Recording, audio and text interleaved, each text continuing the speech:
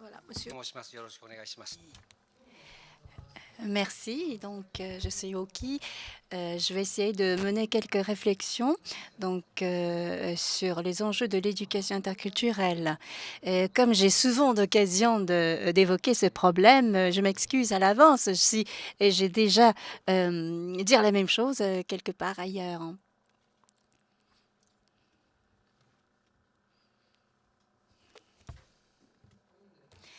Donc, voilà le titre.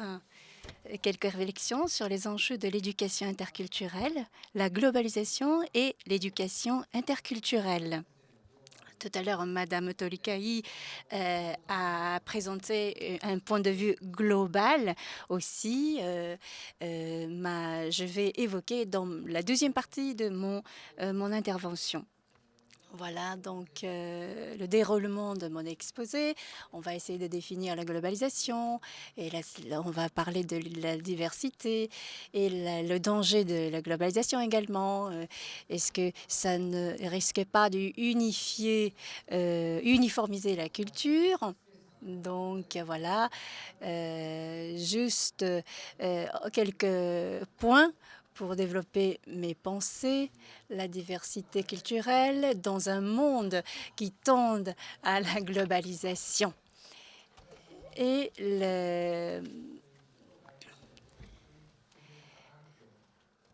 l'enseignement doit être consacré à la compréhension interculturelle aussi. Donc ensuite, à la fin, je parlerai de l'enseignement des langues étrangères au Japon.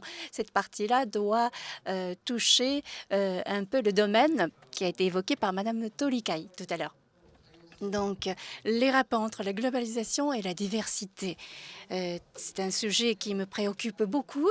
Donc, la globalisation se poursuit. Est-ce que ça sera au profit de la diversité ou au contraire, ça va réduire ça va réduire la diversité, ce qui est une conséquence très possible. Donc la globalisation joue un rôle très important par rapport à la diversité.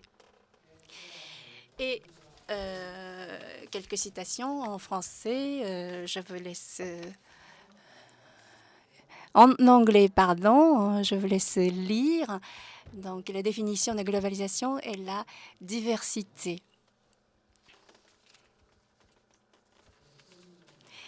Donc, la globalisation a des aspects positifs et négatifs. Et comme exemple, on parle des méfaits de la globalisation positifs depuis l'augmentation du flux d'immigration. Donc, les immigrés, la migration se développe, provoque des problèmes dans des différents endroits du monde. Donc, ceci ne peut pas être réfléchi et dans une perspective de compréhension interculturelle. Et donc, une grande question, est-ce que la globalisation ne va pas réduire la diversité culturelle existante? Donc, quand on dit la globalisation également, évidemment, cela veut dire très souvent l'américanisation de la culture.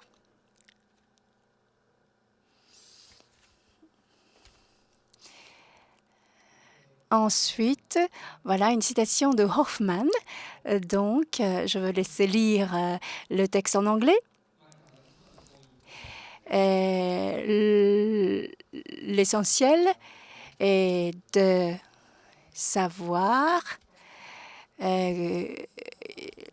l'essentiel de se rendre compte le danger de la globalisation. La globalisation nous oblige à choisir ou bien la diversité ou bien l'uniformisation. Donc, c'est deux possibilités. Et devant le choix, nous devons être prudents et attentifs. C'est la pensée de Hoffman. Et la flèche part d'une réalité de globalisation que nous sommes en train de vivre. Ensuite, ça stimule le flux d'immigration. Par exemple, ce n'est pas, on ne peut pas réduire la globalisation au problème d'immigration, mais un des phénomènes qui se distingue, c'est les flux migratoires. Donc, avec les immigrés qui entrent dans un pays étranger, ça peut augmenter la diversité culturelle, c'est-à-dire la culture des immigrés, la culture qui entre dans un pays donné. Les immigrés arrivent dans ce pays avec leur culture, donc ça peut stimuler la diversité. Et les autorités doivent réfléchir sur comment s'organiser face à cette diversité. C'est un peu le cas du Japon. Contemporain. Jadis, le Japon n'avait pas ce problème, mais notre pays doit faire face maintenant à un problème d'accueil des immigrés. Donc, comment nous organiser face à des cultures différentes? Ensuite, toujours en partant de la globalisation peut très bien déboucher sur l'introduction de la culture américaine. Et là encore, le Japon vous offre un bon exemple. Nous accueillons à tour de bras la culture américaine. Donc, cela comporte un risque de uniformiser la culture. Donc, c'est un résultat, une conséquence inverse de ce qui a été dit tout à l'heure. Donc, au lieu de stimuler la diversité culturelle d'un pays donné, cela risque d'uniformiser la culture, rendre tout élément culturel américain. Donc, la culture existante d'un pays est absorbée par la culture arrivant, c'est-à-dire très souvent la culture américaine. Donc là encore, nous devons savoir comment nous organiser face à l'uniformisation de la culture. Donc, ce sont 2 points que je dois évoquer. La différence, c'est donc ces 2 conséquences complètement opposées, ou bien la diversité ou bien l'uniformisation. Et dans les 2 cas, nous devons savoir nous organiser. Pour le premier cas, donc comment accueillir la diversité, comment dispenser l'enseignement pour répondre à ce nouveau phénomène de diversification de la culture. Et de l'autre côté, il faut dispenser l'enseignement de la culture, de la compréhension interculturelle, l'éducation interculturelle pour empêcher l'uniformisation de la culture. Et comme vous l'avez sans doute remarqué, en fait, ce que je viens de dire, en fait, touche la même réalité, simplement avec les 2 points de vue complètement opposés. Ou bien on accepte la culture arrivante, ou bien on refuse la culture arrivante. Et toujours dans le but d'entretenir, maintenir, préserver la diversité culturelle. Donc, empêcher la culture arrivante, très souvent donc la culture américaine, qui risque de absorber toute la culture existante, et c'est à éviter. Et quant à la diversité culturelle, c'est bien de développer la diversité culturelle afin d'accepter la culture arrivant. Donc c'est le pile et face d'une même pièce. Madame Zarat a d'ailleurs publié des œuvres remarquables qui évoquent de la réalité de diversité culturelle en Europe. Ça date de 1995.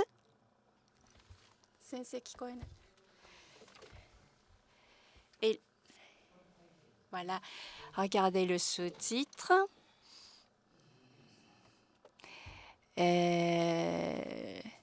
Excusez-moi, je dois prononcer très mal anglais. Alors, le sous-titre est très symbolique, à mon avis. Vous voyez bien les mentions anglaises?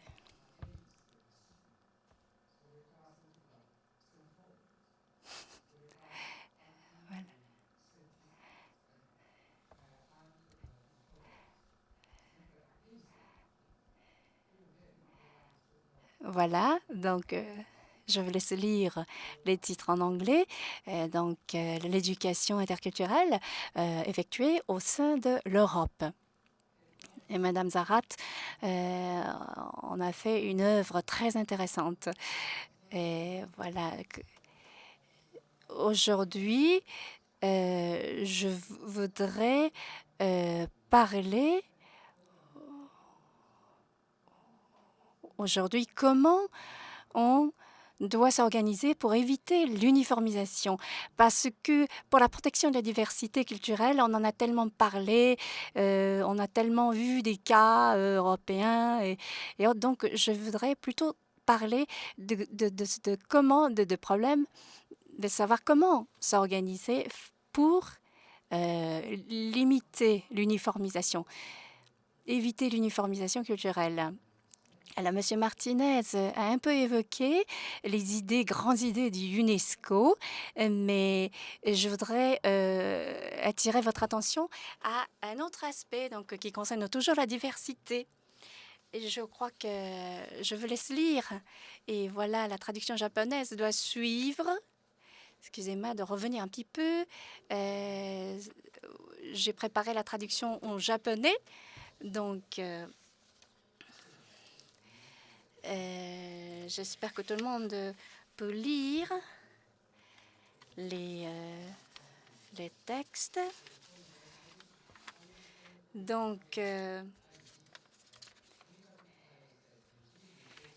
dans les déclarations universelles de l'UNESCO sur la diversité culturelle, l'idée est bien affirmée sur l'identité, diversité et pluralisme, source d'échange, d'innovation, notamment des remarques comme source d'échange, d'innovation et de créativité. La diversité culturelle est, pour le genre humain, aussi nécessaire que la biodiversité dans l'ordre du vivant. C'est le passage que je voudrais souligner, un passage qu'on trouve dans la Déclaration universelle de l'UNESCO. Donc, la diversité culturelle, je répète le passage, donc, en concernant la diversité culturelle, source d'échange, d'innovation et de créativité, la diversité culturelle est, pour le genre humain, aussi nécessaire que la biodiversité dans l'ordre du vivant. Voilà, c'est le passage que je voulais souligner. Voilà, je vous donne la version française. Donc, la globalisation qui se poursuit dans le monde entier, la diversité culturelle, la protection de la diversité culturelle est de plus en plus important. Donc, aujourd'hui, je dois proposer certains nombres de points de vue. Je voudrais poser certains nombres de problématiques et comment garder la diversité, développer la diversité dans l'enseignement des langues. Et c'est un texte que je cite très souvent. Ce sont des propos d'un sénateur, ancien sénateur Legendre. Je ne sais pas si c'est lui-même qui l'a conçu, mais voilà, je vous donne deux versions, la version japonaise et la version française. Et voilà, j'ai souligné le passage. Notamment, dans un monde uniformisé, la diversité culturelle sera de plus en plus importante pour la préservation des valeurs humaines. Apprendre une langue veut dire apprendre à aller vers autrui. Là, je trouve ce passage très beau. Apprendre une langue étrangère, c'est se doter d'outils intellectuels pour affronter le réel, interculturel, pour affronter le réel et l'inconnu, s'enrichir par la connaissance d'autres cultures et d'autres regards sur le monde. Apprendre, c'est aussi moins d'ignorance qui est à la base de l'intolérance et du racisme. La version japonaise, c'est moi-même qui ai préparée, je la trouve pas mal. Voilà. Donc, la version française, enfin, c'est la version originale hein, en française, qui est très beau. Et je voudrais souligner ces idées dans l'enseignement que nous pratiquons tous les jours. Donc, l'apprentissage des langues contribue à maintenir, entretien de la diversité culturelle. Et d'autres idées que je dois vous présenter aujourd'hui, c'est la philosophie, c'est des idées, des recommandations de l'Union européenne. Donc, c'est pour une heure on a fait résumer en 3 points, donc 3 objectifs requis dans l'enseignement des langues. En fait, je ne traiterai pas l'objectif pragmatique qui est hors propos pour notre table ronde. Donc, deuxième objectif interculturel, l'apprentissage des langues étrangères.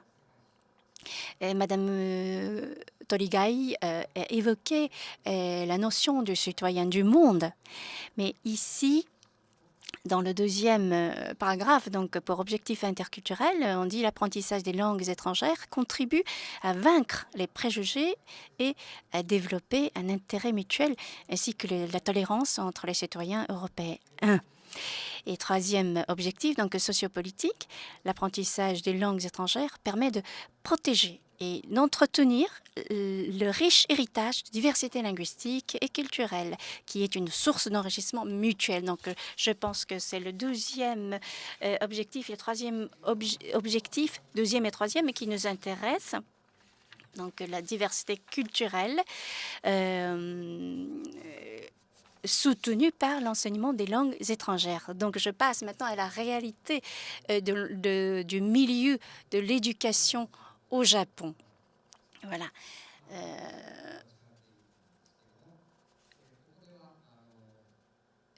Ici, donc, dans l'enseignement des langues pratiquées au Japon, il y a un événement très important. Il y a la réforme qui est intervenue en 1991 pour redéglementer, renouveler la loi pour la création des universités. Et avant cette réforme, les étudiants japonais devaient apprendre 2 langues étrangères. C'était obligatoire. Mais depuis 91, donc après la réforme, après la déréglementation, ce n'est plus obligatoire. Alors, parmi les universités à cursus de 4 ans, je crois que les professeurs de l'anglais ne doivent pas ressentir l'effet dans leur exercice de métier, mais j'ai ici un sondage qui est révélateur. Donc, pour l'anglais et pour ce qui est de l'anglais et pour ce qui est des autres langues autres que l'anglais. Alors, d'un côté, il y a une obligation et à droite, c'est facultatif. Donc,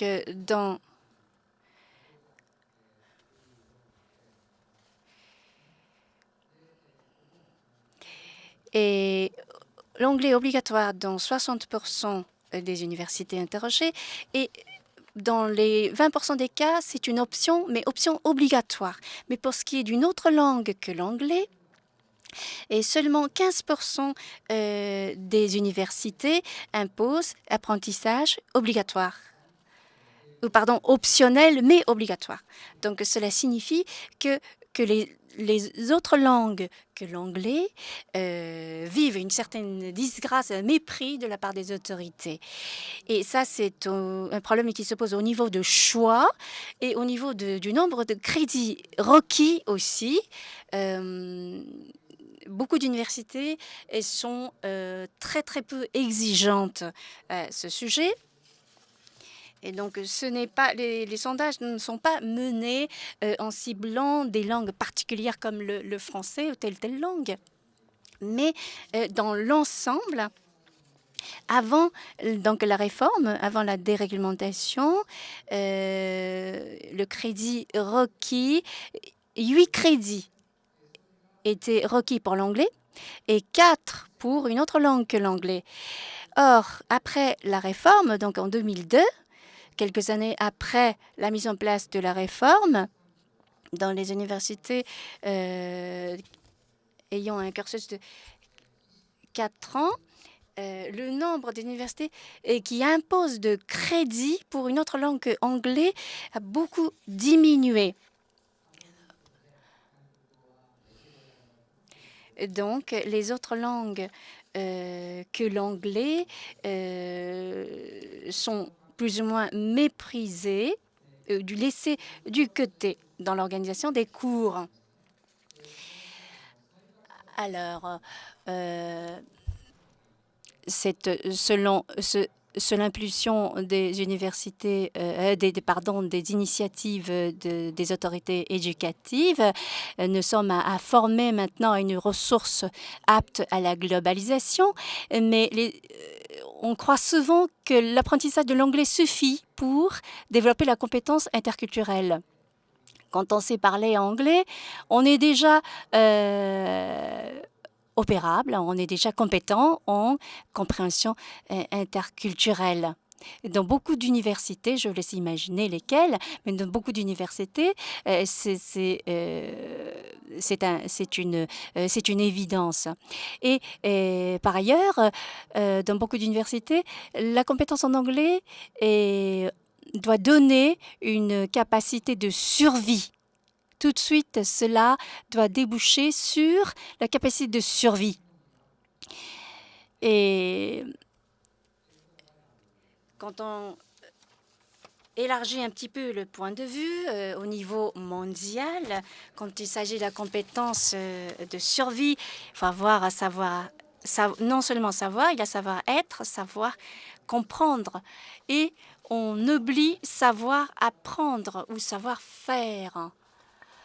Je vous donne un autre plan Diadorf a montré dans sa thèse, voilà, surtout le passage.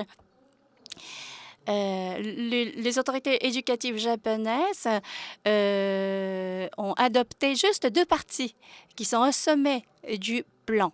Voilà, les autorités éducatives japonaises croient que pour la compétence interculturelle, il suffit de tenir compte de ces 2 éléments qui sont indiqués en jaune. Voilà. Donc, au détriment des autres éléments. C'est une structure assez tordue, insuffisante. Voilà, c'est un autre schéma. C'est pour dire la même chose. Voilà, donc une compétence de survie est tout de suite automatiquement considérée comme une compétence interculturelle. Alors, maintenant, il faut que je fasse un bilan. Je vais récapituler. Voilà, donc la globalisation et la diversité culturelle, donc ils ne sont pas toujours convertibles. Donc, la globalisation ne tend un choix entre la diversité et l'uniformisation. Et donc, nous savons nous organiser soit face à la diversité culturelle, soit face à l'uniformisation de la culture. Et ce qui donc devient important, c'est la promotion de l'éducation interculturelle, ou bien pour accueillir la diversité, ou bien pour éviter l'uniformisation. Et j'ai surtout insisté sur comment éviter l'uniformisation. Et pourquoi il faut éviter l'uniformisation? Pourquoi il faut développer la diversité culturelle? C'est parce que c'est parce que c'est sans la compréhension internationale, on ne peut plus vivre dans un monde globalisé et qui est exprimé dans des philosophies, dans des grandes idées des organisations internationales comme UNESCO. Voilà, donc ma conclusion est la suivante.